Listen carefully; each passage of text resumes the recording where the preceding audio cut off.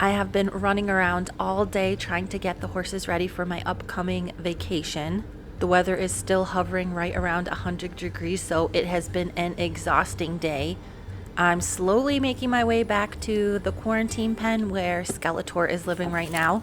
After navigating a few obstacles, I finally make it back to where I'm headed. I do think Skeletor has been enjoying his time back here. He has been able to stay really quiet. I haven't seen him gallop around or do anything crazy, so that is really good for his recovery. His mare pretty much sticks by him 24/7, and even when she leaves to go back to her house and get some food, he stays pretty calm then as well. I know a lot of you guys have been worried about Skeletor because you haven't seen him lately, but I do come back here and feed him at least twice a day, every single day. No, ma'am. Mm-mm. Although this pen is very close to my house, it is a little bit of a trek when you're carrying bales of hay every single day. So while I'm away, I am going to put out a few bales at a time for him. I tried really hard to find some big round bales for my trip, but I just couldn't find any yet. Come on, Skel. So for this trip, I am going to put 4 bales of hay inside one of these big hay nets for him. I have a ton of these nets in the single serving size, but this is a much bigger one that I just purchased. This hay net is sized for one of the small round bales. If this works pretty well, I might get a big feeder out here for Skeletor so I don't have to haul hay to him every single day. I've really been trying hard to think of ways to make my life easier, so that is one of the things I'm going to do when I get back from my trip. Skeletor will be totally fine getting free choice hay. This is the new grass hay that I just purchased. My trip is going to be a little bit on the short side. I'm only going away for 3 days, which is about as much as I can handle. This is around 200 pounds of hay for Skeletor, so he hopefully won't finish it all before I get back. In addition to this free choice hay, Skeletor is going to be getting checked on twice a day, and he will be getting his ration balancer once a day. It seems like he can hardly contain his excitement, and he gets to munching on this hay as soon as possible. Since I really don't need any trips to the vet while I'm away, I am going to remove all of the strings from this hay now that it's in its net. If Skeletor did have shoes on, I would make sure that this net was inside of a ring because they can paw at it and get their shoes stuck on it. But most of my horses are barefoot, so he can eat out of the net without any kind of ring. I noticed this morning that Skeletor had dropped a bale of his hay into one of his water tanks that I just filled up, so I'm going to have to empty this one again and give it a good scrub. Why, Skel? Getting water back to this pen is kind of a pain. I do have to run a very long hose from my house. These 2 water tanks usually last him a little less than a week depending on how hot it is outside. The water tank that he dunked his hay in does smell awful, so I need to go get some bleach so I can scrub it out and get rid of all of the smell that's in there. After I scoop up all of the hay nets from the last couple of days, I'm ready to go back across the treacherous stream crossing. I left a tiny little pile of hay for this mare, even though she definitely has plenty of grass to graze. Her humans do feed her, but she does like to hang out next to Skeletor, just, because horses are herd animals. It is so hot out today. I'm pretty grateful to be taking a ride in an air-conditioned truck, even if it's for only a short while. It does stay pretty cool back here for Skeletor. He does have shade all of the time, and he does have his little shelter. Hot? While I've got the hose running back here, I am going to hose him off a little bit. Oops, sorry. There you go, bud. This water is pretty cold, so once he gets a good spray, he is back to snacking on his giant hay pile. When I clean out the water tanks, I like to use these little bleach tablets. I just think it's easier than getting a big old jug of bleach and risk spilling it all over myself. You do have to wait a little while for them to kind of bubble up and dissolve, but then it works exactly like regular bleach. For anyone curious, this is the Hey Chicks 4-foot net. I'm not sponsored by them or anything. I just really like their nets and they save me a lot of time, especially when I go away and I need to fix up a lot of meals for all of the different horses. Now that the water tank is clean and Skeletor is set up with his big giant hay pile, I can take just a minute to sit down and try and relax. Leaving the horses for a couple days does bring me a lot of stress. I worry about them constantly. Honestly, I think it takes me longer to get the horses ready and everything in order than my actual vacation.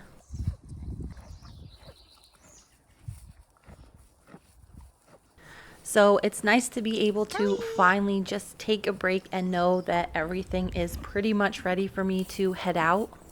I am cutting it a little bit close today. My plane leaves at around 11 o'clock tonight. Currently, I have about 4 more hours to pack and show the feeder what exactly they're doing with the horses.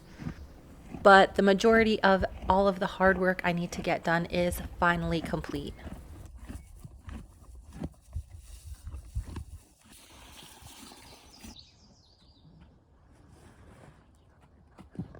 Even though it does stay pretty cool back here, the bugs can get really intense during the evening. So hopefully Skeletor will get a nice little dirt coating on him. Later this evening, I will come back and give him some more fly spray and probably swat, which is just like a paste that repels bugs. It is supposed to last 7 days, so hopefully he won't be too annoyed by the bugs while I'm away.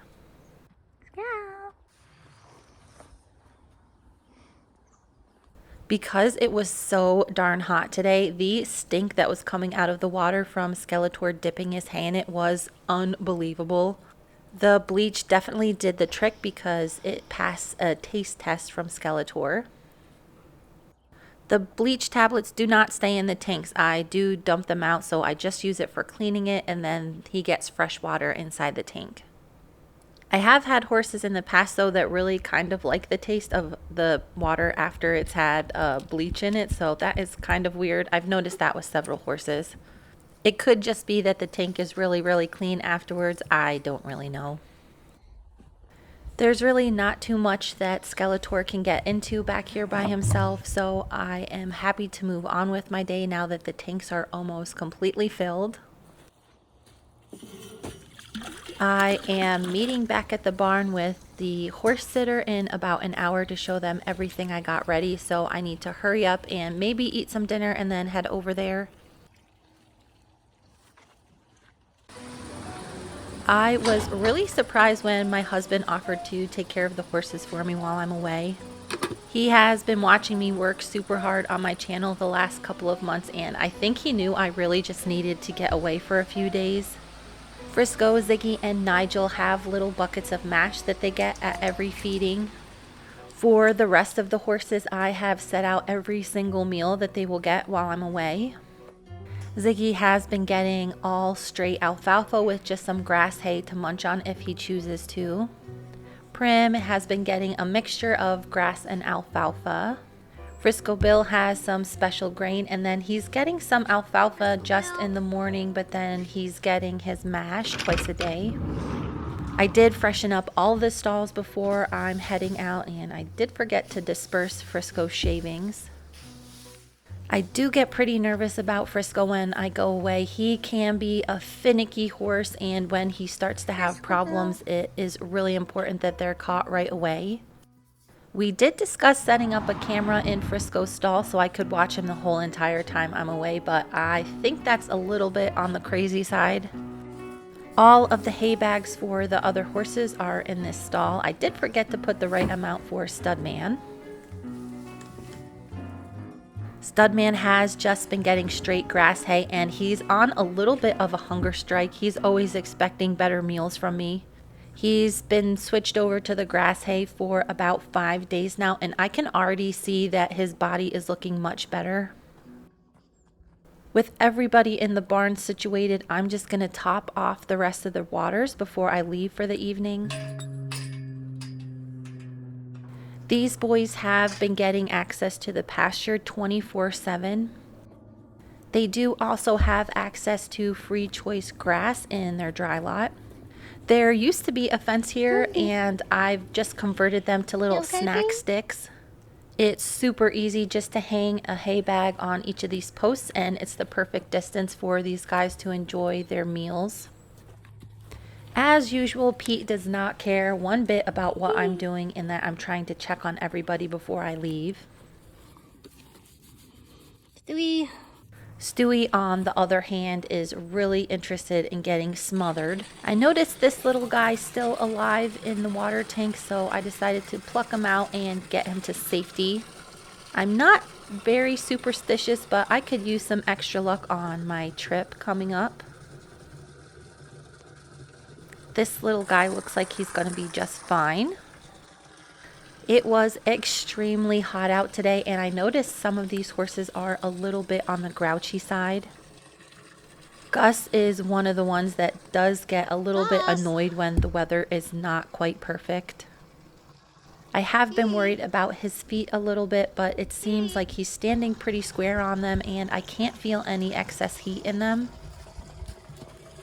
Pete is still unimpressed by all my smothering I'm doing. I have been spending a lot more time with Stewie lately just because I've been prepping him to start under saddle again. He is the kind of horse that will take all of the smothering there is to be had. As I see Gus walk away, I notice that he is a little bit on the stiff side. He was laying down taking a nap before I came in here this evening, so I think he's just working a few of the kinks out still. Sweet little Stewie does have a sarcoid on his eyeball, and recently there was a really hard piece that kind of fell out of the middle. I'm hoping that maybe it'll just go away. I haven't put cream or anything on it in quite some time. Because it is on his eyeball, it is extremely hard to treat, so the vet and I decided it's best just to leave it alone and make some plans for it later if it does become a problem for him. Most of the treatments for sarcoids are pretty caustic, and it could literally burn right through his eyelid. He has had it since I bought him, and he has no other sarcoids on any part of his body, so I'm hopeful that maybe one day this will just disappear. Stewie originally was on the list to find a new home, but I just love this little guy so much, I think I'm going to keep him around. I have been searching for quite a while for a horse that can take over a lot of Frisco Bill's duties. Stewie is really great with young horses. He was a perfect companion for Scarlett when she got here. So for now, he is definitely going to stick around for a while. Gussie.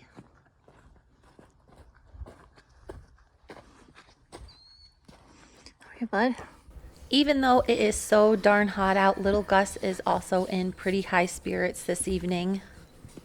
I have a little chat with him about how he won't be doing any shenanigans while I'm away.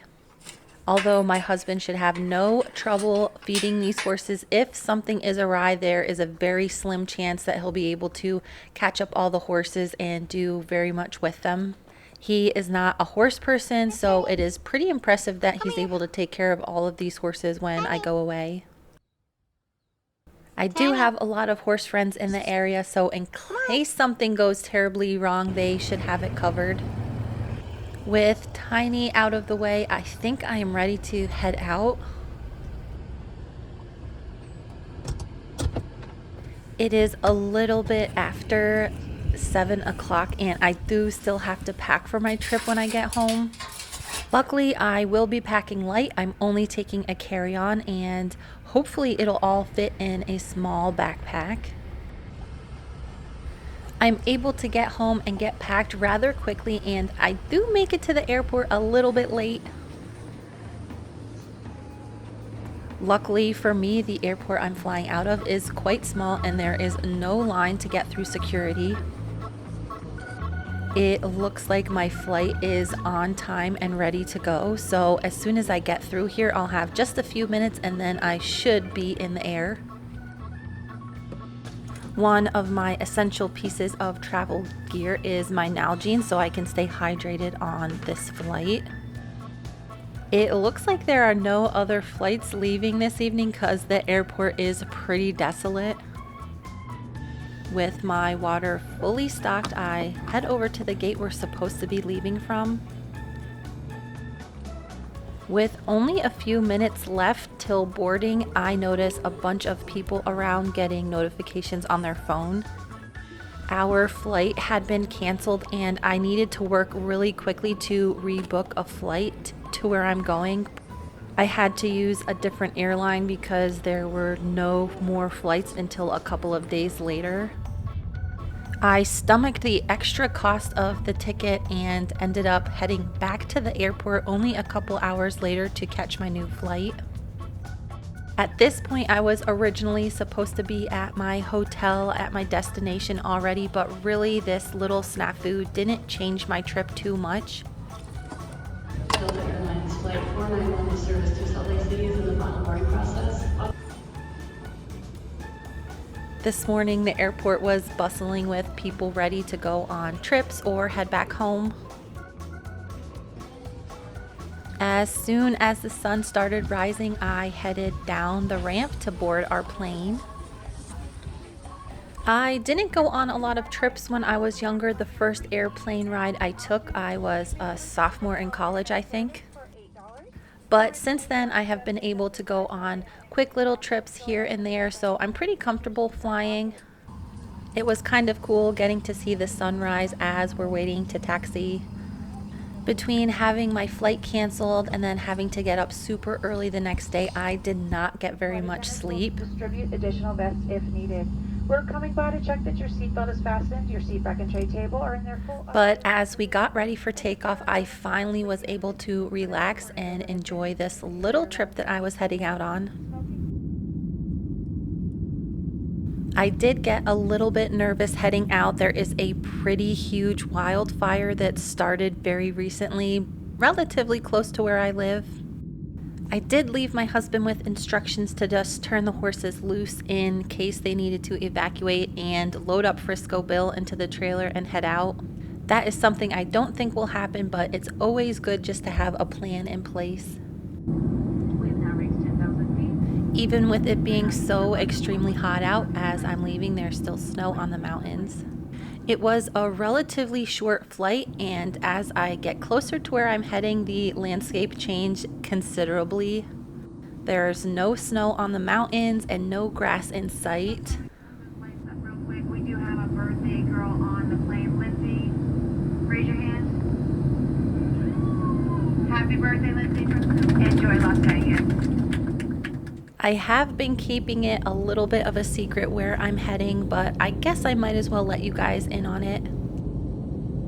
I did attend that BLM Mustang adoption last month, and it really got me thinking that it's been such a long time since I've had a Mustang that I might be getting one in the near future. I have competed in a few makeovers put on by different organizations in the past, and there is a new show that is popping up this year. The format is a little bit different, and it's close enough to where I'm at in Montana that it would be feasible for me to get a horse to do it next year. So for my little vacation, I have touched down in Vegas, where I'm going to enjoy the first show that is being put on by Mustang champions called the Mustang Challenge. It has been over 10 years since I've done my last Mustang Challenge. I'm really excited to take you guys along and see how this competition stacks up to the few that I've participated in before. Thank you guys so much for watching, and stay tuned for the next video.